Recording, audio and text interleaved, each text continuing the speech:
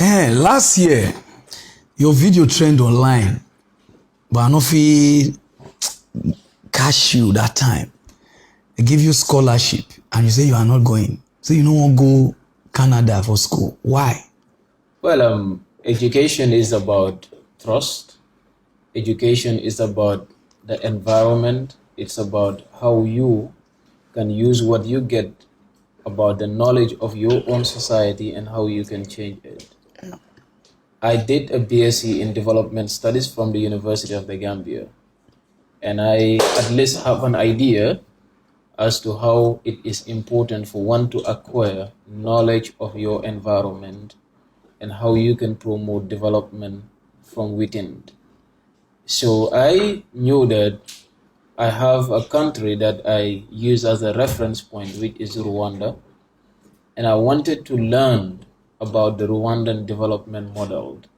Just to remind you, Rwanda is one of those countries that was at zero in 1994. 1994 because of a genocide. And now they are one of the fastest growing countries in the world. Rwanda is from West Africa that's in the East. East Africa. That's in East Africa. And looking at countries like that, there are things that other African countries need to learn from them. So academic challenges an individual to learn from societies like this and how you can bring in solution to your own environment. And that is why I opt to go and do my master's degree in Rwanda. Wow, so you not like Canada? No. So why you not like them?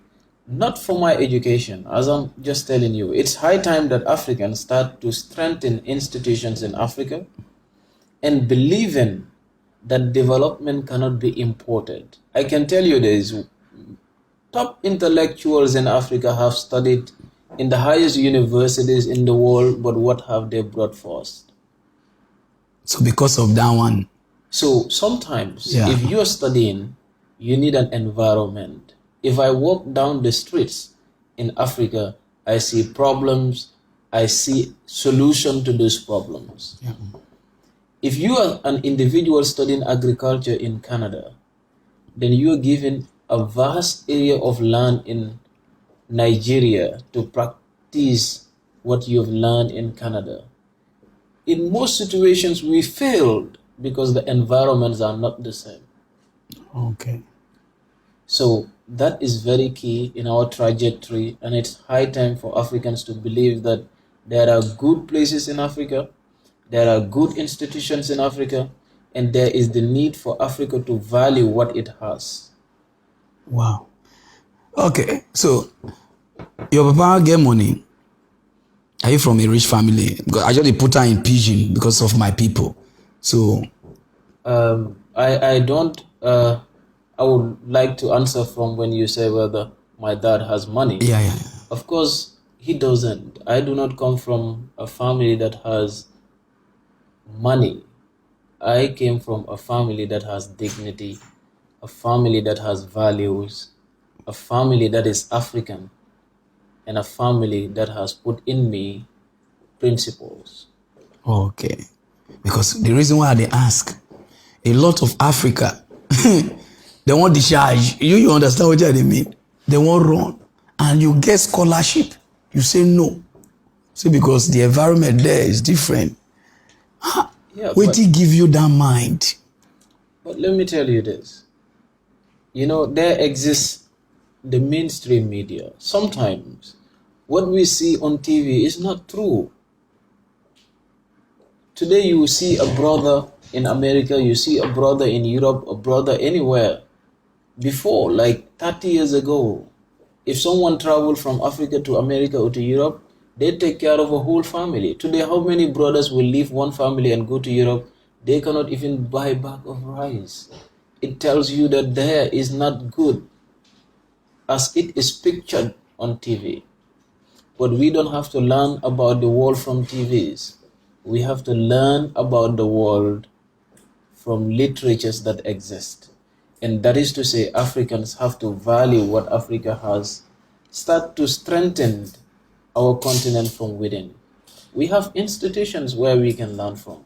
We have experts where we can learn from. I do not condemn the fact that people will still want to go. Let them go and study. Let them visit anywhere else where they want to go to around the world. Let them just have the sense of patriotism that no matter how long you go, you still have Africa where you call home, and you have a responsibility in making it a better place. Wow. So tell me about Africa education. Well, education in Africa is challenging. It is challenging in a sense that there are some things that needed to be present and they are not. So what will be those things? And I can tell you this. First, let us look into our civilization. Let us look into our fundamental principles as Africans and the way in which our societies have lived before. It is very important. When Westerners were coming, they had this agenda that the best way to deal with us is to control the mindset, is to control the brain of the African child. For if we believe that things has to be Western to be correct, they have to be white to be correct, then they can make us, they can dominate us. And that is how our education system is. When many African countries attained flag independence, they thought everything was there, not knowing that there was a continuation. Because in the mind of the young African that is energetic, the young African that is skillful, the young African that could earn something for a society, there is something controlling it, telling them that no, Africa is not the hub. You need to leave to succeed. And that is how we are losing our most valuable resources, and that is the human capital. Now, coming down to the education system, every country that wants to develop, you have to develop based on the culture, based on the reality of your country, based on agriculture in your country, based on education, which is tailored by the reality of your own country. So that is why African countries now have to look into the curriculums. What do we teach people when they go to school? It is no longer about the language. This English doesn't fit anyone. French doesn't fit anyone. What fits you is skills, it's knowledge.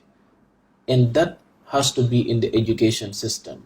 Our schools has to be solution centers. When people go to school, upon leaving school, there is a society that awaits them. So the education system must be tailored in a way that it is not going to create job seekers but job creators.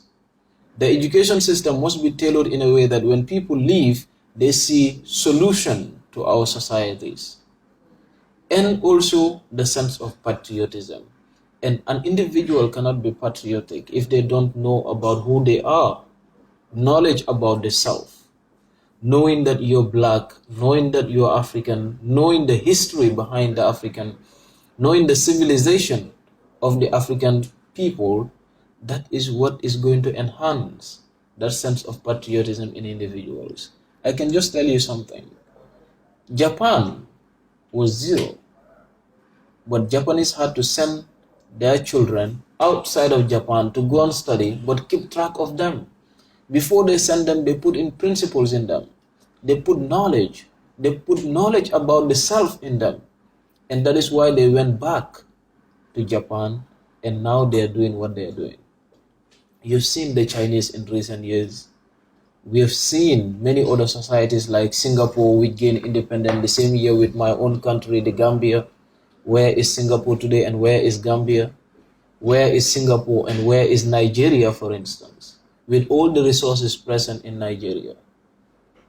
Because people are not given the necessary skills and knowledge to drive the resources that we have as a continent in solving our realities. So that is what affects the education system. So the education is not to teach them the right way. Exactly. Good. So